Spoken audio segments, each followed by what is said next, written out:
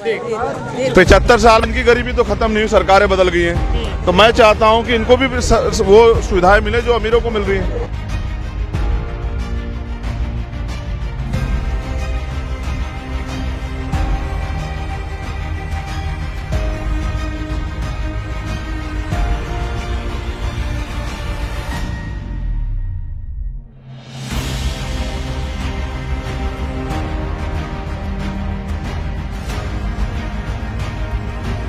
मैं देश को बेचने वालों का समर्थन नहीं कर सकता हूं। मेरे लिए राजनीति सेवा है। अपने लोगों को अपने पैरों पे खड़ा करना है, उनको ताकत देनी है और उनको ये बताना है कि आप यहाँ इंसान हो और आपको भी बराबर के अधिकार मिलने चाहिए। 72 साल हो गए आज़ादी को, वो जानवर नहीं है, उनको सुविधाएं मिलनी चाहिए।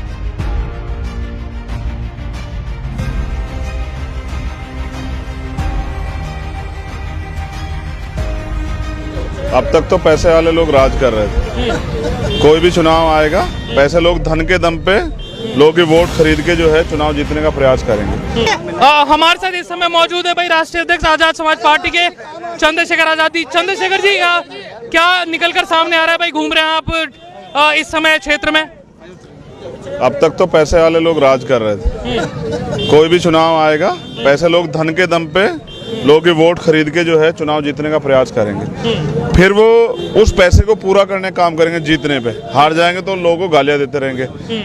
अब काम करने वाले पढ़े लिखे लोगों को हम लोगों ने आज़ाद समाज पार्टी के जरिए अवसर दिया है। भले ही वो गरीब हैं, लेकिन मेहनती लोग हैं, उन्होंने क्षेत्र में काम किया है और वो उनके दिल में एक लक्ष्य और सपना भी कि उनको अगर अवसर मिलता है तो उनको क्या करना है। तो उत्तराखंड गवर्नमेंट ने जो भर्तियां की हैं उनमें परिवार के लोगों को बिना किसी जो है कोई अर्हता के, बिना जो किसी प्रतियोगिता के उनको भर्ती करा दिया। इतना बवाल है, मुख्यमंत्री तक उसमें शामिल है। एजुकेशन का बजट खत्म किया जा रहा है, जो स्कॉलरशिप वंचित वर्ग की वो खत्म की जा रही है। फिर यहाँ जातिगत झगड़े करवाए जा रहे हैं, धार्मिक झगड़े करवाए जा रहे हैं।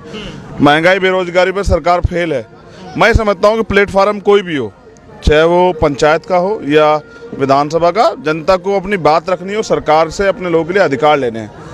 तो एक पढ़ा लिखा आदमी जिसका विजन है वो कर सकता है। हमारे कैंडिडेटों के विजन क्या है, मैं ये जानना चाहता हूँ आप लोगों के, क्योंकि आप लोग पहली बार कंटेस्ट यहाँ पर कर रहे हैं लोकल बॉडीज में, तो मैं विजन आप लोगों के जानना चाहता हूँ। विजन मैंने कहा ना कि सबसे बड़ी बात तो है कि गांव स्तर पे अच्छे स्कूल होने चाहिए और अच्छे हॉस्पिटल भी, कि इलाज। मैं देखता हूँ ना कि बड़े पैमाने पे इलाज ना मिलने का लोगों की जान जाती है। फिर गाँव में अच्छी सड़कें और जो उचित व्यवस्था, इस तरह की बैठने की व्यवस्था इस तरह से बने, महिलाओं के लिए गांव में तक रोजगार लेके आया जाए, नौजवानों को किस तरह से रोजगार से जोड़ा जाए, कुटीर उद्योग लगे जिसके जरिए आम आदमी के चेहरे पे हंसी लाया जाए। सबसे ज्यादा जरूरी है, आज नौजवान पढ़ लिख के बेरोजगार घूम रहा है, कोई पूछने वाला नहीं है। तो लोगों की जो साइकोलॉजी बनी हुई है भाई यहाँ पर, क्योंकि चाय पकौड़ी तक चीजें सीमित हो रही हैं लोकल गवर्नेंस के इलेक्शन में, तो क्या आप लोग उसको बदल पाएंगे और बदलेंगे तो किस तरीके से बदलेंगे? हमारी टीम यहाँ काम कर रही है, वो गाँव-गाँव में जाके लोगों को समझाती है कि वोट एक बड़ी ताकत है। इसके जरिए आप, ये एक छोटी सरकार बन रही है, इस सरकार के जरिए 5 साल तक अपने गांव क्षेत्र में विकास करेंगे। तो मास्टर साहब पढ़े लिखे व्यक्ति हैं, हमारे जो प्रत्याशी बहुत मेहनत कर रहे हैं, गांव-गांव जा रहे हैं। और हम शराब के नहीं दे सकते किसी को, हम पैसे नहीं दे सकते, मिठाई नहीं खिला सकते। हाँ, हम उनके पैर भी नहीं पकड़ेंगे। हम उनसे कहेंगे कि आप किसी के पैर मत पकड़ो, आप अपने पैरों पे खड़े हो जाओ। ऐसा प्रयास हम लोग करने वाले हैं। हमारा एक और बड़ा निश्चित उद्देश्य है कि शराब पैसे पे जो चुनाव होगा वो वोट को खरीदने के लिए होगा, छीनने के लिए होगा। हम तो बस जनता को वोट की वैल्यू समझाना चाहते हैं कि काम करने वाले लोगों को मौका मिले। लोकतंत्र यानी कि अंतिम गरीब व्यक्ति भी भागीदारी करे। एक चीज और, क्योंकि लोकल गवर्नेंस के इलेक्शन आते आते आपके संगठन में से भी लोग कम हुए हैं, तो आप एक तरफ कह रहे हैं कि भाई हम पैसा नहीं बांट सकते, लेकिन आप ही के संगठन में से कुछ लोग कम हुए हैं, बीएसपी में गए हैं, बीजेपी में लोग गए हैं पंचायत चुनाव आने से पहले। तो इस स्थिति को कैसे आप देखते हैं और कैसे इसको आगे जाके मैनेज कर रहा हूँ? जिनको सिर्फ राजनीति करनी है उनको विचारधारा से कोई मतलब, यह लड़ाई विचारधारा की है। मैं किसी भी कीमत पे आरएसएस और बीजेपी, जो जिन्होंने देश की आज़ादी में जिनका कोई योगदान नहीं था और आज भी जो देश को बेच रहे हैं, अडानी जी दूसरे नंबर पे चले गए हैं, मैं देश को बेचने वालों का समर्थन नहीं कर सकता हूं। मेरे लिए राजनीति सेवा है। अपने लोगों को अपने पैरों पे खड़ा करना है, उनको ताकत देनी है और उनको ये बताना है कि आप यहाँ इंसान हो और आपको भी बराबर के अधिकार मिलने चाहिए। 72 साल हो गए आज़ादी को, वो जानवर नहीं है, उनको सुविधाएं मिलनी चाहिए। कितनी सीटें देख रहे हैं सर? मेहनत करेंगे और बस इनके चेहरों पे हंसी आ जाए।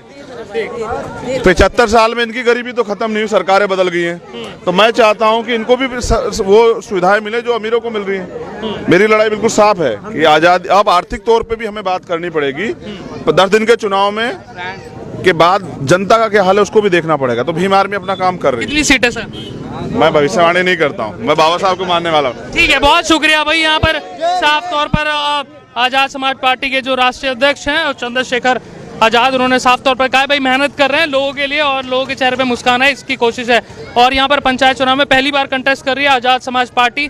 देखते हैं किस तरह का परफॉर्मेंस यहाँ पर होता है आजाद समाज पार्टी की तरफ से। और इनके कैंपेन को देखेंगे, इन्होंने जो दावे कर रहे हैं कि भाई हमने गरीब व्यक्ति को टिकट दिया है जो पैसे खर्च नहीं कर सकते, पढ़े लिखे लोग हैं, लेकिन कोशिश करेंगे यहाँ पर डेवलपमेंट की। देखेंगे इनके कैंपेन को। तब तक आप लोग बने रहिए आई प्रेस इंडिया के साथ। बहुत शुक्रिया आप सभी लोगों का।